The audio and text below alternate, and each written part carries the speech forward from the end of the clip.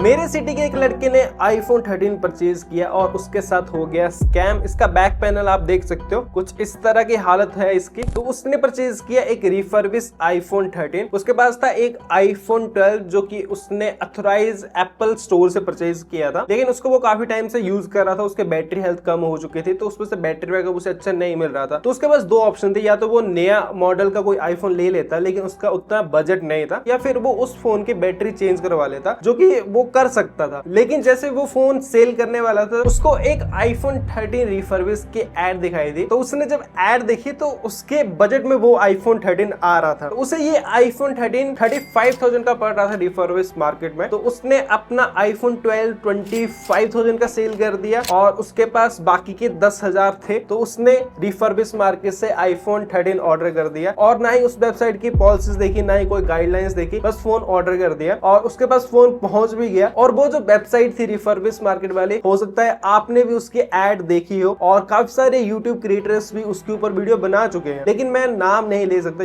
Brands फिर काफी दिक्कत कर देती हैं। तो यहाँ पर अब मैं आपको रियलिटी बताता हूँ इस iPhone 13 के। उसने ये जो iPhone 13 परचेज किया, देखने में फर्स्ट डे बिल्कुल ब्रांड न्यू लग रहा था। स्क्रैचेस वगैरह थोड़े बहुत थे साइड पैनल पे, लेकिन उसने इग्नोर कर दी। उसे पता था कि ये एक रिन्यूड आईफोन है और बैक पैनल एकदम बढ़िया दिखाई दे रहा था, डिस्प्ले एकदम चमक रही थी, सब कुछ बढ़िया था। लेकिन जैसे उसने फोन को 1-2 दिन यूज करना शुरू किया, तो उसके बाद सबसे पहली प्रॉब्लम उसे आई डिवाइस में। जब भी वो कॉल पर बात कर रहा था, फोन को स्पीकर में डाल रहा था, तो दूसरे पर्सन को वॉइस क्लियर नहीं सुनाई दे रही थी, क्योंकि इसके माइक में दिक्कत थी। सेकंड जो प्रॉब्लम आई इस डिवाइस में, 1 मंथ बाद पॉकेट में रखे रखे इसका बैक पैनल थोड़ा सा क्रैक हो गया और उसके बाद ये धीरे धीरे करके इसकी हालत कुछ ऐसी होगी। तो यहाँ पर मैं आपको सबसे पहले बता देता हूँ, रीन्यूड जो आईफोन होते हैं वो बेसिकली वो आईफोन होते हैं जो कि डिफरेंट सोर्सेज से ब्रांड इकट्ठा करती है और उसके बाद उन आईफोन्स में जो भी प्रॉब्लम होती है उन्हें फिक्स किया जाता है। उनके बैक पैनल चेंज होते हैं, इंटरनल पार्ट्स चेंज होते हैं, डिस्प्ले चेंज होती है, माइक, स्पीकर, कुछ भी हो सकता है जो फोन में प्रॉब्लम है उसे वो ठीक करते हैं। लेकिन यहाँ पर फोन को वो न्यू कर रहे हैं, लेकिन डिपेंड करता है रिन्यू करने के लिए जो प्रोडक्ट यूज किया उसकी क्वालिटी कैसी है। क्या वो ओरिजिनल बैक पैनल है, क्या वो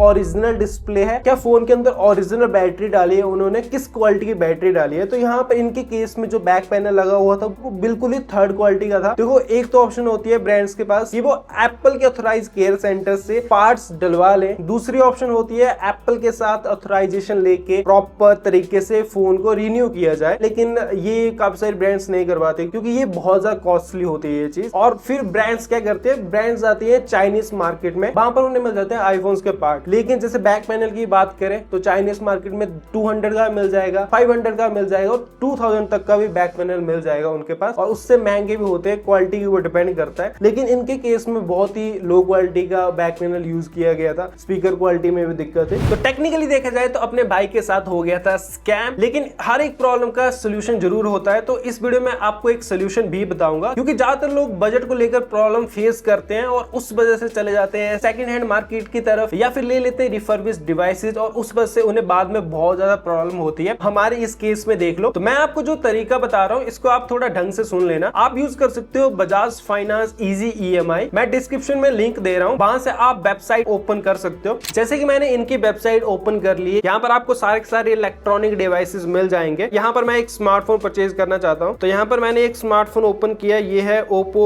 A3X, MRP है 12,499। थोड़ा सा और महंगे डिवाइस की तरफ चलते हैं। तो यहाँ पर मैं सिलेक्ट कर रहा हूँ Samsung Galaxy A16, जिसका प्राइस है 21,114। ऑलराइट, तो यहाँ पर इजी EMI स्टार्ट फ्रॉम के नीचे एक ऑप्शन है। तो यहाँ पर डाउन पेमेंट 7,040 की बन रही है और उसके साथ में 8 मंथ की EMI बन रही है, जिसकी कॉस्ट पर मंथ बैठ रही है 1,760। लेकिन अगर आपके पास उस मंथ में बिल्कुल भी पैसा नहीं है तो फिर आप यहाँ पर मोर EMI प्लान्स के ऊपर जा सकते हो। जैसे कि मैंने यहाँ पर क्लिक किया तो यहाँ पर मेरे पास 0 डाउन पेमेंट की ऑप्शन भी है। जैसे मैं यहाँ पर सेकंड ऑप्शन सिलेक्ट करता हूँ तो यहाँ पर मंथ मेरी EMI बैठ रही है 2,640 और 8 मंथ की ये EMI बन रही है और डाउन पेमेंट 0 है। उस मंथ मुझे बिल्कुल भी पे करने की जरूरत नहीं है। और इंटरेस्ट भाई, इंटरेस्ट जीरो इंटरेस्ट पर हमें मिल रहा है ये डिवाइस। और अगर आप 6 मंथ की EMI बनवाना चाहते हो तो पर मंथ 3519 की EMI बन रही है। यहाँ पर आप अपने फ्लेक्सिबिलिटी के अकॉर्डिंग EMI सिलेक्ट कर सकते हो। अगर आप डाउन पेमेंट करना चाहते हो तो डाउन पेमेंट की ऑप्शन भी है। यहाँ पर आपको इजी EMI, लो इंटरेस्ट रेट और नो कॉस्ट EMI पर आपको काफी सारे डिवाइसेस मिल जाएंगे। तो लिंक मैंने डिस्क्रिप्शन में दे दिया, बस आपने उसे ओपन करना है और अपना जो भी फेवरेट गैजेट है उसे सिलेक्ट करना है। उसके बाद अपनी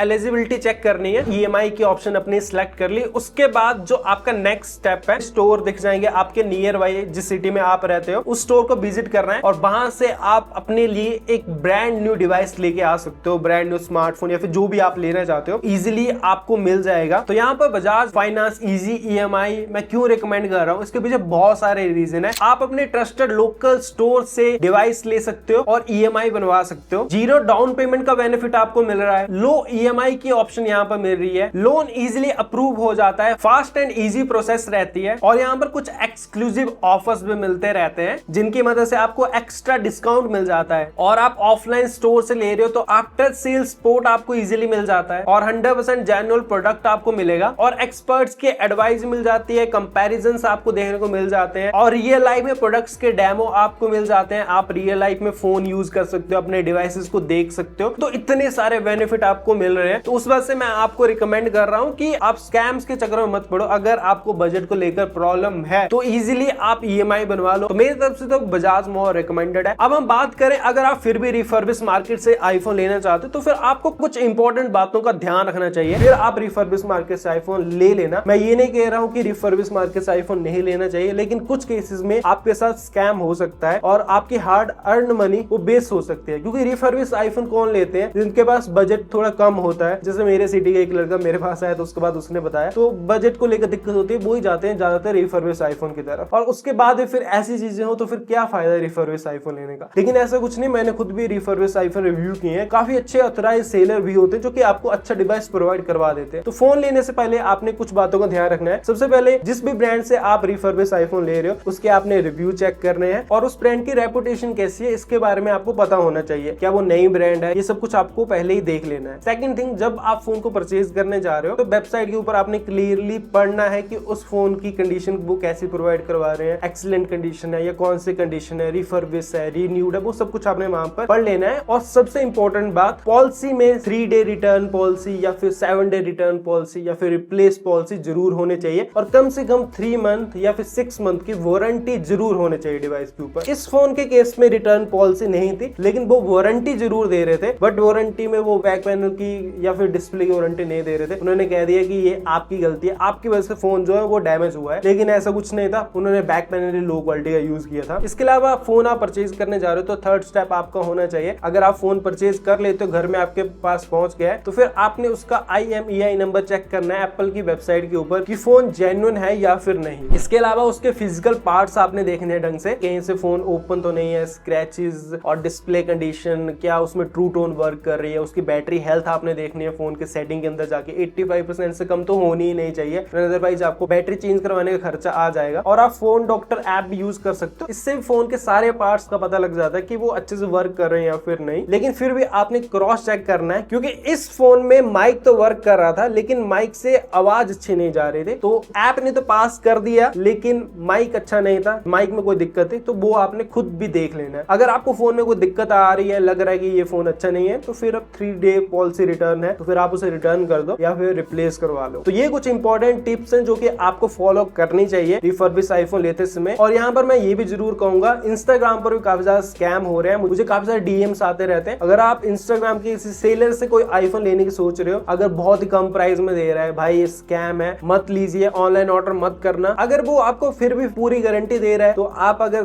खुद जाके ले सकते हो ना उसके स्टोर पर, अगर उसका स्टोर है, उसकी शॉप है खुद की, तब जाके ले लेना। ऐसे ऑनलाइन ऑर्डर मत करना कि बहुत ज्यादा स्कैम हो रहा है। और ट्रूली बताऊं तो इंस्टाग्राम पर ज्यादा DM जो आते हैं, मुझे ज्यादातर लड़कियों के DM आते हैं, लड़कियों के साथ ज्यादा स्कैम हो रहा है ये आईफोन को लेकर। तो फिर गाइस ये थी हमारी आज की वीडियो। फर्स्ट टाइम आए थे चैनल के ऊपर तो सब्सक्राइब कर देना, वीडियो अच्छी लगी है तो वीडियो को लाइक कर देना। मैं आपसे नेक्स्ट वीडियो में। Love you all guys, take care and bye bye.